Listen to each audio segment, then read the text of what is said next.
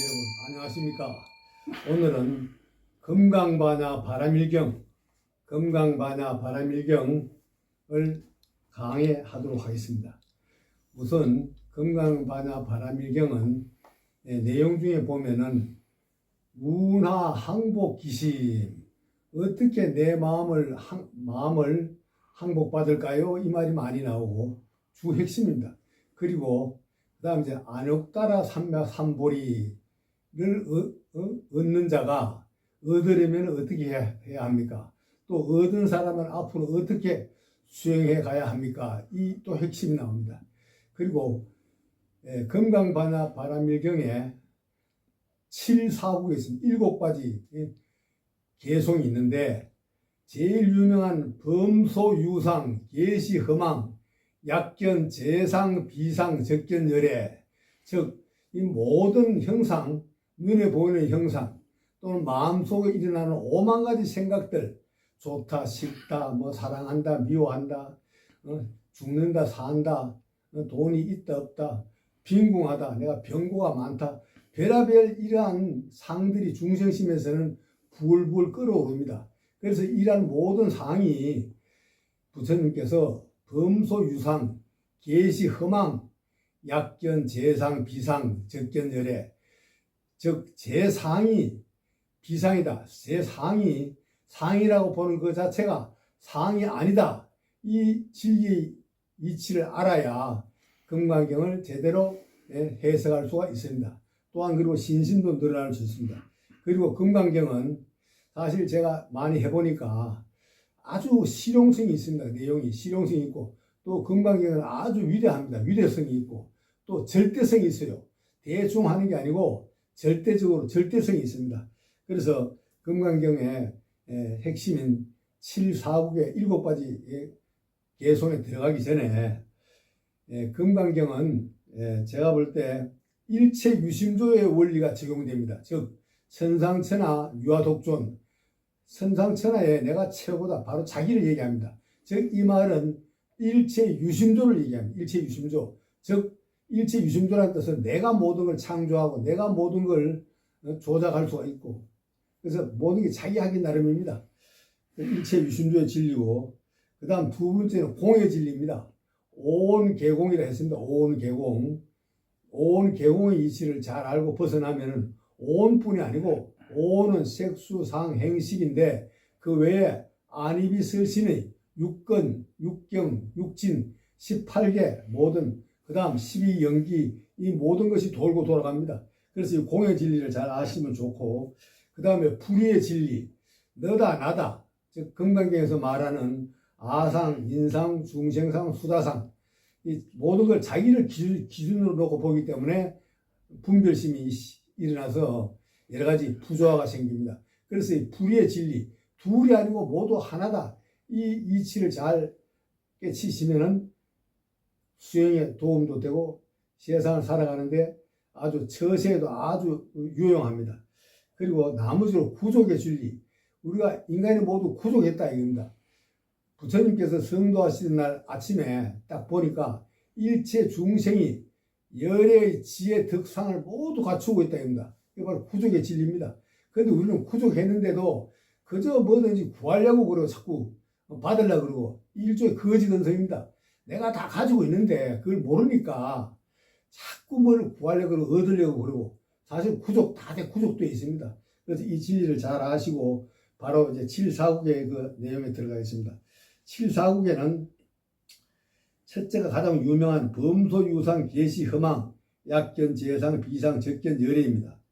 그리고 이 내용을 설명드린 그대로고, 그리고 두 번째 개송은 지하설법, 유벌, 유자, 법상, 응사, 하왕, 비법. 이 법에 대해서 법상, 응사, 정법도 그렇고 하물며 비법까지 가지고 있으면 안 된다. 다 뗏목에 내려보내라 이거입니다. 그리고 세 번째 개송은 응여시생 청정심, 불응주 색생심, 불응주 성향 미촉법 생심, 응무소주 이생기심, 응무소주 이생기심, 육조 해능대사가 이 말 한마디에 깨쳤다 그러죠. 그래서 아주 유명한 말인데, 그런데 응무소주 이생기심, 즉 주한 곳에, 즉 집착하는 곳이 집착하는 마음이 없을 때 마음을 내라. 그래서 지금 무주상입니다. 주라는 건 주한다는 뜻인데 주택이라고 할 때 한문적 주자인데 어디 집착하지 마라. 그러려면은 바로 앞에 전제 조건이 응여시 생 청정심. 처음에 응할 때 청정심 중 청정심. 그 다음 불응주 색생심. 그 다음 눈으로 보고 보고 그 좋다 싫다 그 색생심을 내지 마라. 그 다음 불응주 성향 미촉법 생심. 이게 안입이 설신입니다. 6건에 불응주 끄달리가 이렇게 하면은 그래가지고는 응무소주 이생기심이 안 된다. 철저히 응무소주 이생기심을 하려면은 오온이 개공하다는 이 이치와 안입이 설신의 6건이 모두가 탐진치와 얽혀가지고 다 작용됩니다. 그래서 이런 생각을 정리하고 내려놓지 않고는 즉 이 마음을 항복받지 않고서는 응무소주 이생기심이 될 수가 없습니다. 그리고 네 번째 개송으로서 시법 평등 무유고화 시명 안욕따라 삼매 삼보리 이 무와 무인 무중생 무수자. 그래서 모든 법이 평등합니다. 고유 상하가 없고 평등하다. 그리고 그래서 시명 안욕따라 삼보리라. 그래서 이름이 시명이다 이 뜻이에요. 시명. 그리고 이 무와 무인 무중생 무수자 앞에 이자는 거 떠날 이자입니다. 멀리 보낸다는 뜻이거든요. 그래서 무와 내가 아상이다, 중생상이다, 수자상이다. 이거를 다 머리 떨어뜨려야 됩니다. 그래야만 비로소 선법을 이룰 수가 있습니다. 그래서 이걸 안옥따라 삼보리를 무상정덕 정강이라 합니다. 또는 반야바람밀이라고 하기도 합니다. 그리고 다섯 번째 개송은 야기색견화 이음성 구화 시인 행사도 불능견 열애. 이 개송도 참 많이 사용하는 개송인데 우리가 통상 상대방을 보고 색견에 모양 외형에 끄달리고 또 잘 사는 집이다, 뭐 좋은 차를 타고 다닌다, 좋은 직장에 있다, 또는 권력이 있다, 명예가 있다, 이런 외형적인 색견에 색상에 많이 끄달립니다. 그리고 또 어떤 그 사람이 참 목소리가 좋다, 그럴싸하다, 참 말도 잘한다, 특히 여성의 경우에 목소리가 좋으면 또 남자들이 끄달려 갑니다. 그래서 이런 것에 보이는 형상이나 들리는 말에 끄달리는 것은 이건 사도다. 정도가 아니고 사도다. 그러면 불령견 열애 자기를 알 수가 없다. 자기를 알아낼 수 없다 이 뜻입니다. 그리고 여섯 번째 개송은 열애자 무소 종래 영무소고 고명열애.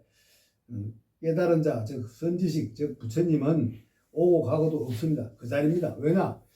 우리가 법신인데 이제 생활하는 데서는 보신이고 또 이제 응화신이라 그래가지고 적재조소에 또 도우는 사람 인연도 나타납니다. 그래서 이제 장엄연보를 보면은 응화신은 그 비신이다, 정식신이 아니다. 법신이 청정법신이 바로 오리지널이다 이런 말이 있습니다. 그래서 법신이 그만큼 중요하다는 말입니다.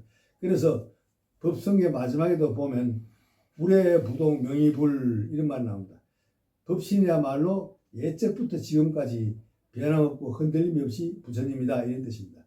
그리고 일곱 번째 마지막 개송으로서는 일체유의법 여몽환포영 여로영여전 응작여시관.